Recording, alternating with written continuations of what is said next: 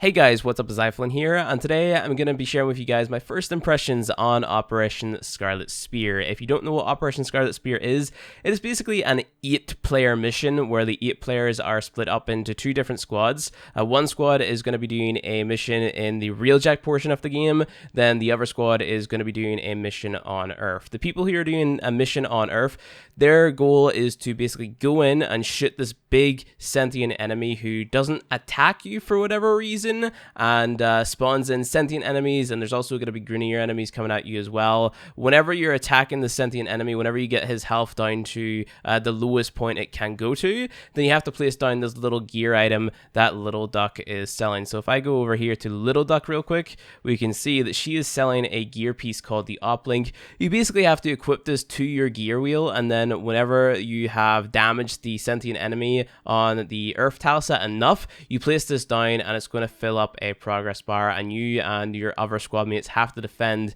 your uplinks, right? So every single player has an uplink that you have to place down, and your uplinks also have health, so it's worth bringing a defensive frame and also a buffer frame into the ground or the Earth mission, right? So I recommend bringing Frost and also a Chroma or Rhino or something along those lines to do it as efficiently as possible, because you have to keep those uplinks alive, but also you can stay in the mission up to basically 17 attempts at killing this big sentient enemy guy. There's no like failure condition unless your uplinks die. So just protect your uplinks, make sure that they stay alive, and then it should be easy sailing really. Even if you're not dealing a lot of damage, you will eventually do enough damage to the big sentient enemy to make it so that you can progress on with the mission. But you can do it up to 17 times, and then that is pretty much it. You get your credits as a reward. So you can see that we have these Scarlet Credits here. I've got 4,500 right now, and I've been playing this for maybe an hour or two. You get them more efficiently from doing the Railjack mission,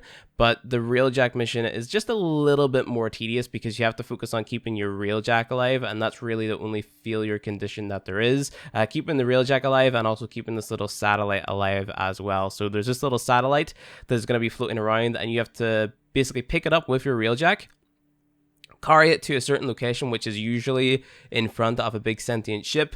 Once you place the beacon into a certain location, you go into the big sentient ship and you place down your uplink, of course defending it until the progress bar fills up, and then once it fills up you can go back to your ship, and it's basically rinse and repeat on all the sentient ships that are spawning in.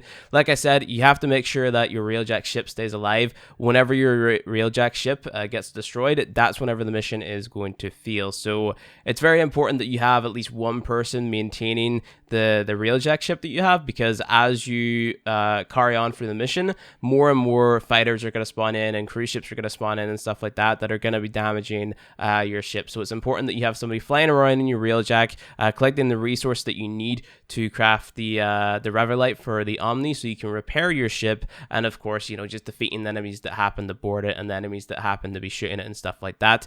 But for the people who board the sentient ship, you just have to protect the Omnis from the sentient enemies that are being spawned in, and then that's pretty much all you have to do. So the Railjack mission, from what I can tell, is the more efficient mission, and in my opinion it's the more engaging mission as well. It's a lot more fun compared to the Earth mission, because the Earth mission, it's basically like one big bullet spongy enemy whose health keeps on scaling up and up and up the longer you stay, and of course you also have to fend off the waves of the sentient and the greenier enemies, which you could crowd control with Frost Avalanche, or you can just protect the uplinks with Frost Snow Globe if you really wanted to. So the ground mission is, in my opinion, fairly poorly designed gameplay wise, where the Railjack mission is just that little bit more engaging, because I don't know, I think the Railjack, it's more fun to keep that alive because of the Omni and the repairing mechanic and the enemies boarding mechanic, and the fact that the sentient enemies are also going to impair your ship and make it so you can't use the abilities of your ship as well. So it's the fact that you have to sort of like get off your ship and then go and kill the sentient enemies that board on. That's kind of cool. I know some players might find that annoying, but I personally enjoyed that aspect of it. But either way, like if you play either two of these missions enough, it's probably going to get rather boring. And I see this event coming back as Plague Star does, right? So it's coming back every so often just so you can come in and get these rewards, right? So we have the SETI Lacera blueprint. So this is just a better version of the Lacera as far as I'm aware. We've got a 1.08 attack speed, blocking angle of 60, combo duration of 5, crit chance of 20, crit multiplier of 2, range of 2.5, slam of 648, slam radio damage 216, slam radius 7, slide attack 216, status of 40%, which is actually really damn high. Damage 12 impact, 38 puncture, 100 slash, and then 66 slash, and then 100 electric. And then of course you have your heavy attack, which deals 864 damage, 1080 slam, 1080 slam radial damage, and then the slam radius of 9. So that is cool, but the cost of it is very, very, very high.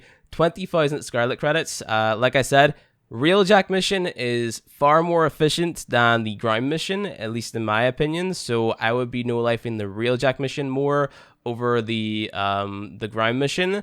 The problem is, I know a lot of you guys haven't invested into Railjack, so for those of you who haven't got a tanky enough Railjack to do the Railjack mission efficiently, well, feels bad, man. Thankfully, you can get Railjack stuff while playing the mission, like you can get your avionics and stuff like that and farm up intrinsics too, but because the enemies in that mission are pretty low level, you're not going to be getting a lot of intrinsics per run, right? You're only getting a few, so it's not like you're going to be able to level your Railjack efficiently while doing this event, if you get what I mean. So find a friend or find the public lobby of somebody who has a good Railjack and then use their Railjack to do this mission, because that's the way that you're going to get the most Scarlet Credits out of the event, so you can get the things that you want. Now, like I said, I've been playing for maybe an hour and I've got 4,520. That's doing a mixture of the grind mission and also the Railjack mission. So if I had went full-on Railjack mission, I'd probably have maybe more around 8,000, 9,000 right now. So it really depends which mission you decide to spend the most of your time in or which you can possibly do. So I wouldn't worry too much about it because, like I said, I think this is going to be the type of event that comes back just like Plague Star does. It's just like we're not going to know exactly when it does come back. We've got 28 days, so more or less an entire month to get all the rewards here that we want, right? So we've got the Basmi blueprint, which is a new weapon. This is a sentient weapon. It's got full auto mode where we have 20 accuracy, 15% critical chance, a crit multiplier of 2, fire rate of 12, magazine of 21, multi-shot of 1, noise alarming, reload of 2.0, status of 29. It does 39 electric damage, and then we have a radial attack, which is a heat damage, 19 heat damage, dealing a total of 19 damage, of course. So this is a sentient war instrument, can either barrage targets with explosive bolts or draw on its regenerative battery to create twin plasma beams that can chain through targets. When fully drained, health is leached from nearby foes for a short period. So it's got a cool effect as well. I need to get more ice sauce to actually craft that whenever I do get the blueprint for it. We've got stance forma here as well. I can almost get one of these, but based on how slow it is to get the Scarlet Credits, these will probably be the last thing that I pick up. I was excited to get these going into this event, but unfortunately, because it costs 5,000 a time, on top of that fact, you also need a Forma, Argon Crystal, 19, and a ton of credits as well. Probably not going to pick these up until I have pretty much everything that I want. They did mention that they're going to be adding more stuff into the Scarlet Spear reward table, right? So more arcanes are going to be thrown in here as well, because we have, you know, Arcane Tempo, Consequence, Momentum, Ice, Nullifier, Warmth, Resistance, Healing, Deflection, Victory, Strike, Awakening, Guardian, Phantasm, Eruption, Agility, Acceleration, Trickery, Velocity, Strike, Velocity, Guardian, what else here is there? Consequence. You know, those would be the ones that I recommend picking up first, because those are the ones that I use on a regular basis. But of course, like, it is rank 5 every single time that you buy it, so you're getting a rank 5 arcane for 1,500 Scarlet Credits. So these arcanes, these should be relatively easy to pick up. It's just all the other rewards that you might want. So for example, I want this Simulacrum. This is probably going to be one of the first things that I pick up, and then the Basmu. I'm not too excited for the Lacera because of course we've had a a Lacera before. This is just a different variant of it. And then I'll probably go for, after I get the weapons, these sigils and whatnot, and then the cosmetics, and then stock up on any arcanes that I need to then potentially sell them off or have them for my own use, right? So, yeah, the event itself, like, it's rather boring. I'm not gonna lie, it is rather boring, especially if you're doing the grind mission. The Railjack missions, again, they're a little bit more engaging, but they're not like as much or that much more engaging, I guess you could say. But you know, it is what it is, really. Whenever they add more rewards into the Little Ducks drop table here, then it's going to be more worthwhile or more enticing to farm this event, because I was fully expecting there to be like an Arcane Energizer or something, but they haven't added it in yet because they just want to make sure that people don't find a way to exploit the event, which I'm not really sure how you could go about exploiting this event, because I don't know, it's rather slow. But yeah, there was a lot of crashes whenever I first initially put up the Scarlet Spear thing. They have put out a hot fix since then, which fixed all of my crashing. Your results may vary. I don't know if, you know, some people are still getting the crashing bug, but my crashes, I crashed maybe about 5 or 6 times. My crashes are completely gone, but I have experienced a few bugs. I've experienced a UI bug where the satellite in the Railjack mission, it, you know, didn't show up for me whenever I needed to pick it up, so I had to sort of like fly around and find it myself. And then I also had a bug whenever I was playing the grind mission where we had our uplinks down, we had 3 of them down, but it wasn't progressing the mission whatsoever, right? So we just had to back out and then come back in. So it's an alright event for what it is. It wasn't what I expected it to be. Like, whenever I heard the words, oh, it's gonna be 8 players, I fully expected it to be like, you know, you could coordinate your squad and another squad to play this really efficiently, but unfortunately that's not the case. It's more about just going into your mission and doing your mission as efficiently as possible and not worrying about what the other squad is doing, really.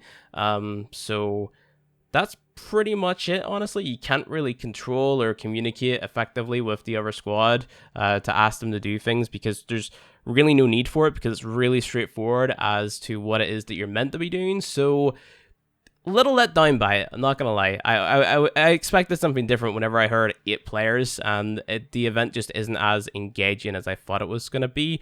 But it is what it is. It's a game mode that you can use to farm arcanes efficiently, and I guess, if anything, that's cool. I find doing Eidolon fights more engaging than this content, so I would be more likely to still choose the Eidolon fights over this content, just because it's more fun in my opinion. But that is, of course, me, and I have a lot of time to kill whenever it comes to playing this game. So let me know what you guys think about the Scarlet Spear event in the comment section below. I'll have a guide on how to do it efficiently coming out tomorrow. But the TLDR is bring Chroma and bring Frost into the ground missions, and then in the Railjack missions, you want to bring maybe Wisp and Excalibur Umbra or something along those lines, and that's pretty much it. So yeah, thank you guys for watching this video. If you enjoyed it, go ahead, hit that like button below, and if you want to see more Warframe content from me, hit subscribe, and I'll see you guys in the next one.